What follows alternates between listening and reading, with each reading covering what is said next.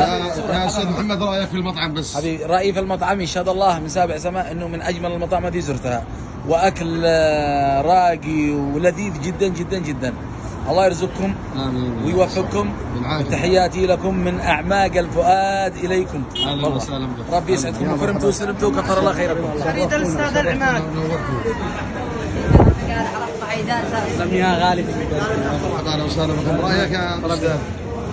رايك في المطعم؟ والله ما شاء الله، ايش الاكل الحلو هذا، يعني اكل يمني على اصوله، السلع والكبده والامور والاكلات الحلوه يا مرحبا، اهلا وسهلا بكم. تشرفونا. الحلو ما شاء الله ما شاء الله ما شاء الله ما شاء الله.